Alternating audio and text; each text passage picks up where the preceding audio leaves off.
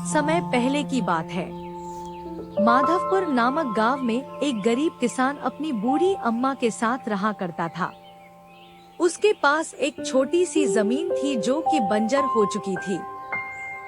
फिर भी वह दिन रात उस पर मेहनत करता था। मोहन बहुत ही मेहनती और ईमानदार था।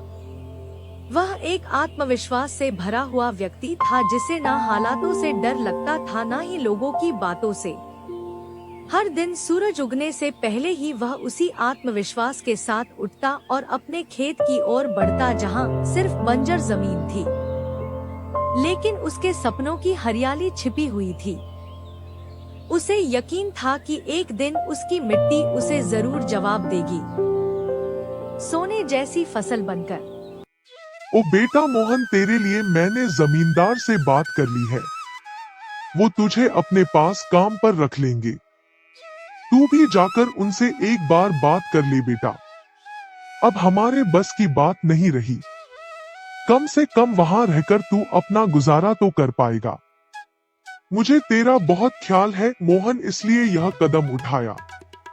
जाकर बात कर ले, सब ठीक हो जाएगा।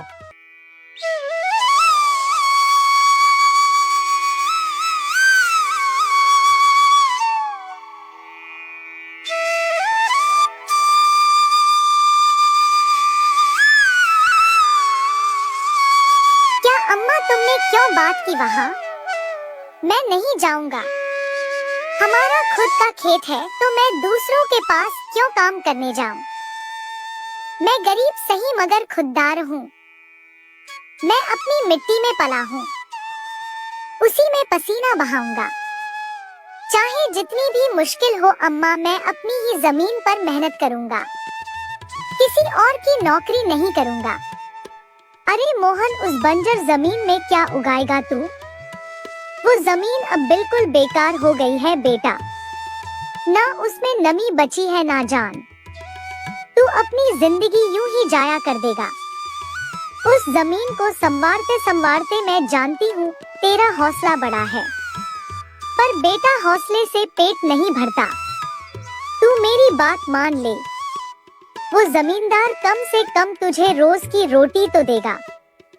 अपनी जिद छोड़ दे बेटा। तू थक जाएगा पर वो जमीन कुछ नहीं देगी तुझे। अरे अम्मा, तुम बेकार में ही इतनी परेशान हो रही हो। देखना, एक दिन मैं उसी जमीन से सोना निकालूंगा।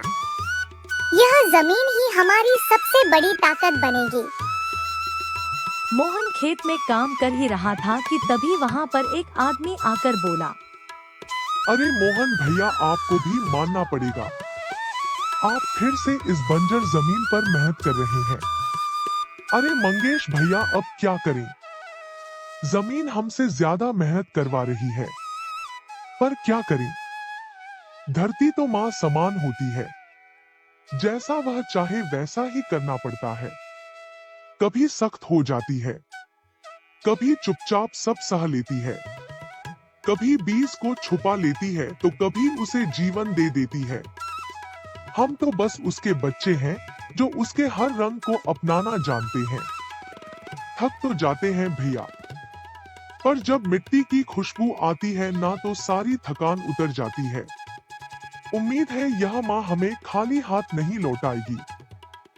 बस थोड़ा और सब्र, थोड़ा और विश्वास। आप जैसा मूर्ख तो मैंने आज तक नहीं देखा भैया। क्या सोचते हो आप? दुनिया कहां से कहां पहुंच गई और आप अब भी उसी बंजर जमीन से उम्मीद लगाए बैठे हैं। मोहन के पास उस आदमी की बातों का कोई जवाब नहीं था। वह वहां से अपने घर चला जाता है। जब दोपहर को मोहन थक हार कर घर पहुंचता है तो देखता है कि माँ बुझे हुए चूल्हे के पास चुपचाप बैठी है। क्या हुआ अम्मा? तुम ऐसे क्यों बैठी हो? खाना क्यों नहीं बनाया? क्या बात है?